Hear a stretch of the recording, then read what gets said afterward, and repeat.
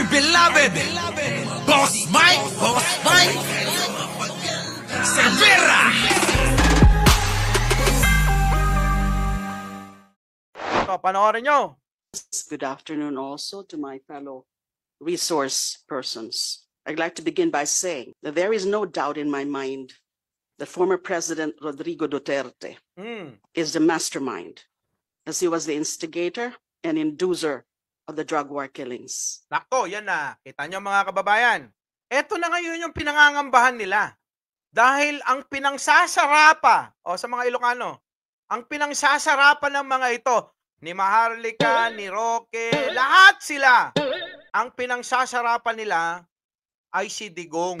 At kung ito ngayon mga kababayan, at alam nyo naman na nandiyan na nga ang ICC at nilabas na yung mga kinasuhan ng ICC.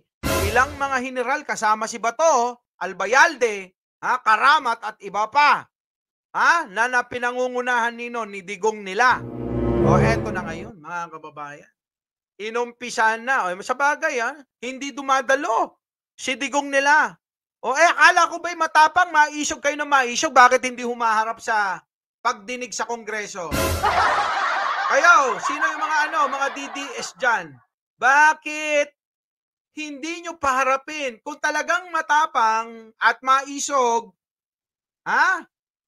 at maisog yung inyong poon na si Digong ninyo na hindi na makalakad, bakit di nyo paharapin? Tignan natin.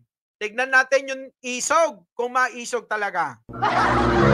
Diba mga kababayan? Sige na, banatan nyo na. Para no show ang negosyanteng si Michael Yang, kaya na-cite din siya in contempt. Nabisto rin na may 2 passport ang negosyante kahit hindi pa siya dual citizen. Nasa frontline na balitang yan si Marian Enriquez. Laka! 2 passport! Oo! Grabe, hindi naman siya dual citizen mga kababayan, pero 2 passport. Sindikato talaga. Bakit ba itong mga pinagkukuha at dumikit, at kadikit ng idol nilang si Digong, mga kababayan? Abay, lintik, puro mga hinayupak. Puro mga hinayupak, mga kababayan, 2 buwan na mula nang umpisahang imbitahan ng House Committee on Dangerous Drugs si Michael Yang, pero hindi pa rin ito sumisipot. Napilitan na tuloy i-cite in contempt ng komite ang negosyante. Sakaling maaresto, pansamantalang i-detain si Yang sa Bicutan City Jail. Remove them, Mr. Chair.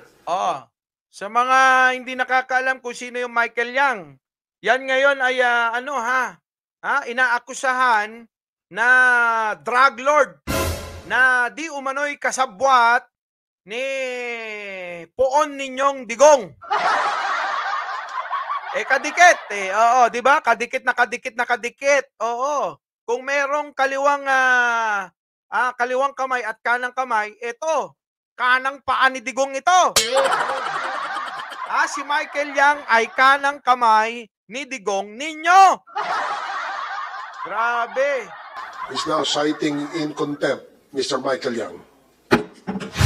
Si Michael Yang ang economic advisor ni Noong Pangulong Rodrigo Duterte. Iniuugnay siya sa nasa 3.8 billion pesos na halaga ng shabu na nasa wata sa warehouse sa Mexico, Pampanga na siyang sentro ng pagdinig ng komite. Economic advisor pa. Kadikit. Tropa. Mga kababayan, pinagtanggol pa ni Digong yan. Na sabi niya? Hindi yan drug lord. Kasi kung drug lord yan, hindi ako naniniwala. Ganun si Digong kita nyo mga kababayan, lumaki siya formally. Spokesperson. Naku, ewan ko ba dito kay Digong ninyo. Yan ngayon mga kababayan. Sige, tuloy muna natin Meron pa tayo ipapakitang isa. ay kinalaman daw siya sa kumpanyang Empire 999 na nagmamay-ari ng bodega. Lumahok naman sa pagdinig ang dating anti-illegal drugs operative na si Eduardo Asierto. Giningit niya na 2016 pa lang may impormasyon na siyang dawit sa illegal na droga si Michael Yang at kasama parati nitong isang Alan Lim. Napag-alaman Ngayon, nung panahon ni Digong yan, mga kababayan, itong si Asierto lumabas. Nagpatotoo, nagbigay ng report, mga kababayan. Imbis na itong si Asierto ay kanilang suportahan, mga kababayan, binaliktad nila. Ginawa nila na yung nagkadiskubre na ito ang si Michael Yang ay drug lord, abay binalik kay Asierto. Si Asierto ang ginawang drug lord. Nino, utos yan ni Digong. Kita nyo, mga kababayan, no? Ganyan sila lumaro. Ang sasama ng mga ugali ng mga yan. Kaya mga kababayan, magkikita-kita yan sa impyerno. din niyang konektado raw di umano ang dalawa kay Pangulong Duterte at Senador Bongo. Ala ka, Senator Bongo! Konektado si Michael Yang sa inyong dalawa. Kaya ba si Bongo hindi na nagsasalita? Kaya ba tahimik si Bongo? Lumalayo-layo-layo sa issue? Grabe. O, sige, tuloy. Parehas ng ginawa nila kay Dilima. Oo, tama. Tapos ang mga ginawang validation, December 2017, nang ilabas niya ang intel report kay Noe General Camilo Cascolan at sinumite di umano kay dating PNP Chief Bato de la Rosa. Pero walang aksyong ginawa rito. Siyempre, ano gagawin ni Bato? Diba? Tao lang yung kalbo pa. Mahina pa ulo. Paano? Ano gagawin noon? Siyempre, kung ano yung utos ni Digong, yun ang susundin ni Bato. Ganun yun, mga kababayan. Kaya alam nyo, mga kababayan, ha? Nabudol kayo ni Digong ninyo.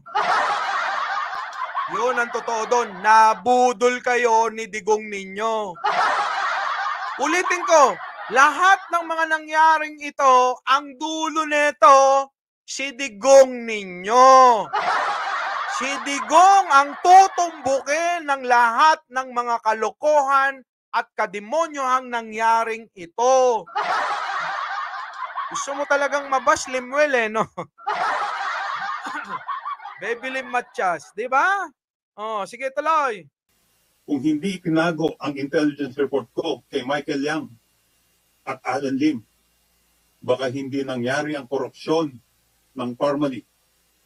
Walang nanakaw na pera ng bayan. Ipatatawa. Kita nyo, mga kababayan, ano? Ito na ngayon ang problema Yung gumagawa ng mga mabuti nung panahon ni Pangulo nyong Digong, yun ang nagiging masama. At yung mga masasamang tao na kaalyado, kasama at utusan, tropa ni Digong ninyo, abay wala absuelto. Hindi ka magagalaw. Bata kita Ganon ang nangyayari, mga kababayan ng panahon ni Digong. Sa totoo lang. Oo. Sa totoo lang. Diba? Reverse psychology sila. Oo.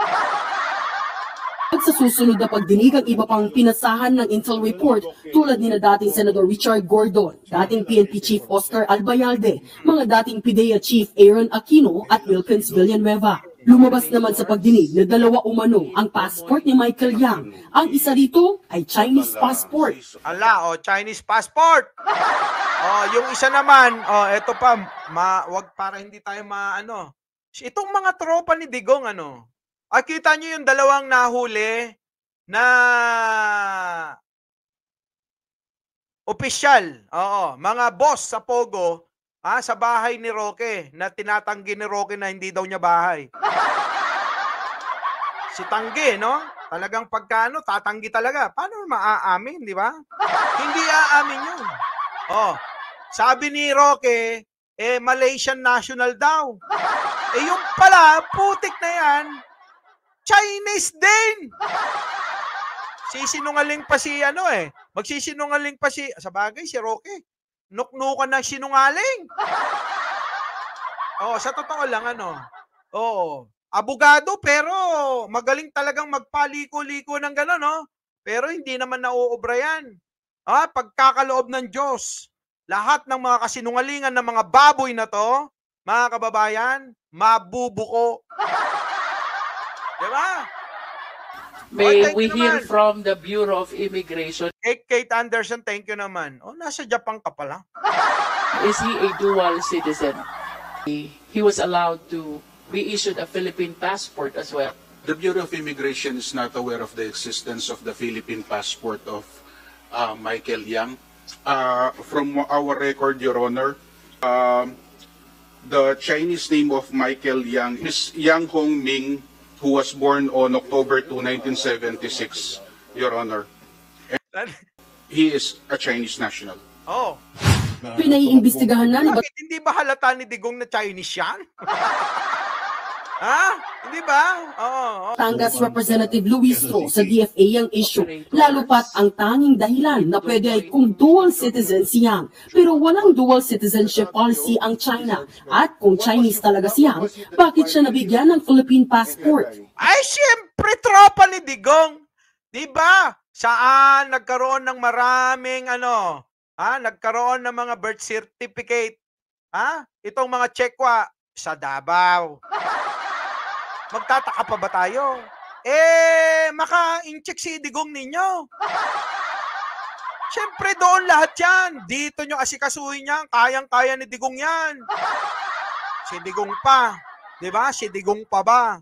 Si Digong demonyo Diba? How come that Michael Yang was issued Philippine passport as well? Itanong nyo kay Digong. Kahit kay Bongo na lang, tanong nyo kay Bongo. Bongo, paano nagkaroon yung tropa mo ng Philippine passport? Diba? Maria Tita Santillan.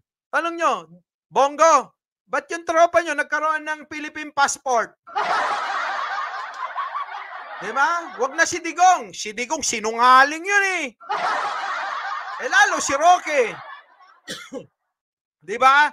Si Roque, huling-huli na. Nagsisinungaling pa rin Diba, mga kababayan? Wala tayong magagawa. Ganun talaga. Sinilang silang ganun Oo. Kailangan na nilang gawin yun. Dahil malapit na ang paghuhukom. If you will be raising the late registration of birth, ibig sabihin, he made it appear na siya ay Filipino citizen also. Hindi ho pala kailangan mag-apply ng dual citizenship Hindi na. Basta tropa mo si Digong. Diba? Oo. Si Digong, sa salita lang matapang, duwag naman sa hearing. Oo nga. Oo, Digong. Ano na, Digong? Itong si Digong, okay ni Nana. Diba? Puro lang kayo, maisyog. Pagka naman sa hearing, ayan naman nasa Constitution naman yan. Sabi nyo, susunod kayo. Bakit hindi kayo sumusunod? Tatakot kayo, no? Tatakot kayo, baka mamaya biglang dumating ang ICC habang may hearing. Yun lang naman yun Diba?